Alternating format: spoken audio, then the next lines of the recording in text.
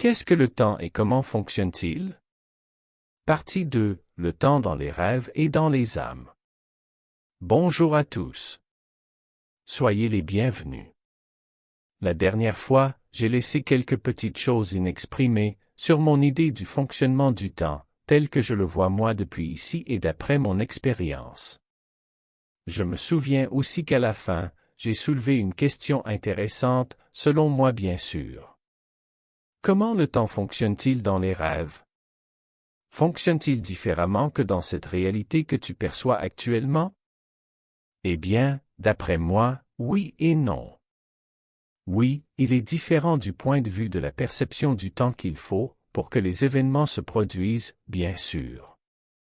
Il pourrait se passer 1 million de choses dans le rêve d'une sieste, qui a duré en réalité une demi-heure, ou même l'inverse aussi. Il se peut qu'une situation n'évolue que très peu en l'espace d'une heure de sommeil. Il y a aussi un détail important qui le rend visiblement différent, c'est que dans un rêve, tu peux voir comment un poussin naît, au moment même où il brise la coquille de son œuf, et juste quelques secondes plus tard, imaginez ce qu'il sera lorsqu'il sera plus âgé et sera devenu une poule. Et à cet instant lorsque tu l'imagines, tu te transportes automatiquement à ce moment où il est devenu une poule adulte. Mais là tu te dis, en réalité, j'étais au moment où ce poussin était en train de naître. Et donc tu reviens à ce moment-là de nouveau. Mais ces deux différences que je viens d'expliquer, en fait non, ce ne sont pas des différences, ce sont des similitudes. En réalité, il n'y a vraiment qu'une seule différence, et cette différence est la façon beaucoup plus lente et pâteuse de percevoir le temps que tu as en ce moment même.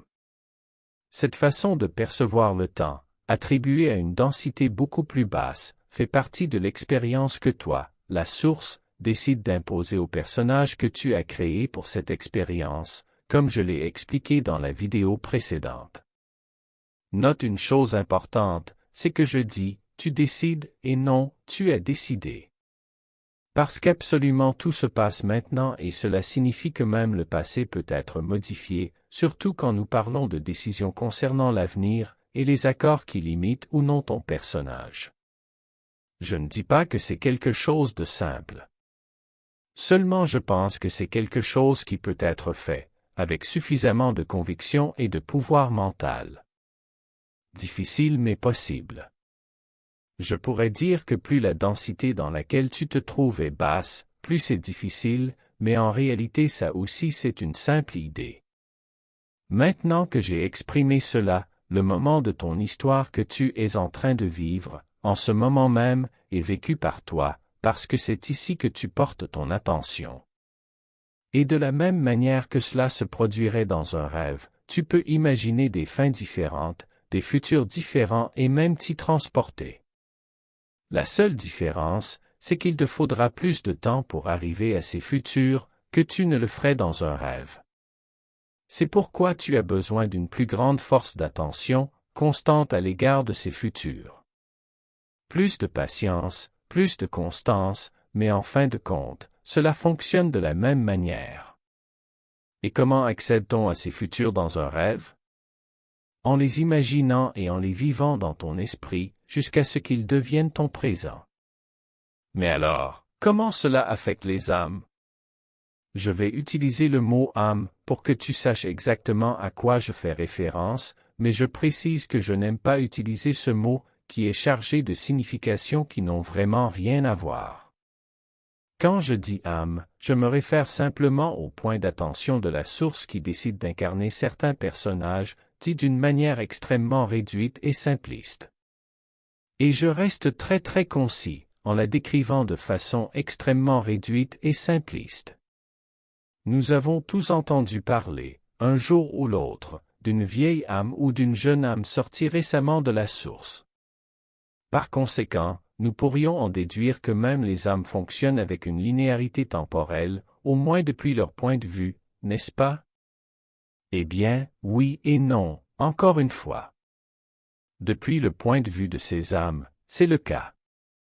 Dans l'entre-deux vies, tu te souviens de ces vies antérieures, entre guillemets, qui te forment et qui t'ont apporté toutes ces expériences.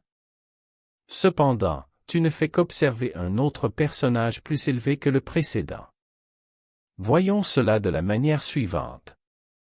Supposons que tu décides maintenant de dessiner 3 personnages différents, chacun avec sa propre histoire et son propre contexte.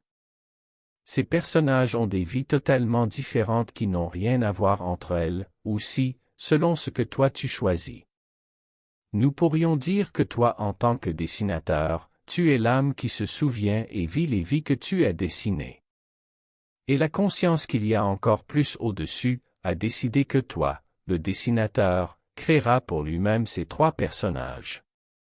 C'est-à-dire que même lorsque tu es dans l'entre-deux-vies, et que tu es conscient de toutes ces vies que tu as vécues, qui définissent ton âme, et lui donnent un certain concept d'identité et un certain bagage d'idées, tu es de nouveau un personnage avec un contexte établi.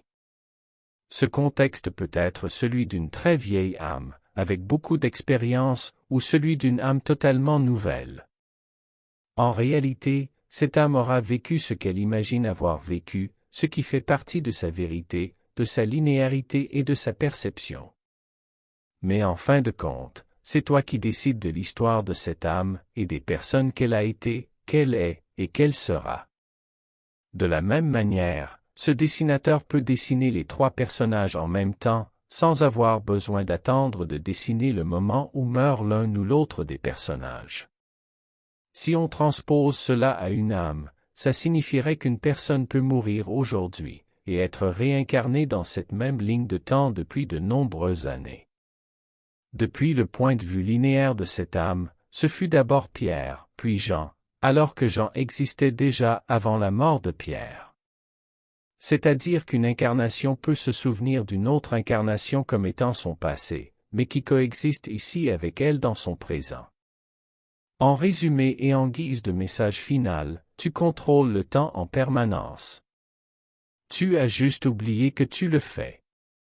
Et comme l'a dit la petite Sophia un jour, si tu contrôles le temps, tu contrôles tout. Et de la même manière, si tu comprends le temps, tu peux comprendre pratiquement tout, selon mon point de vue. Ce n'est pas pour rien que j'ai choisi ce thème.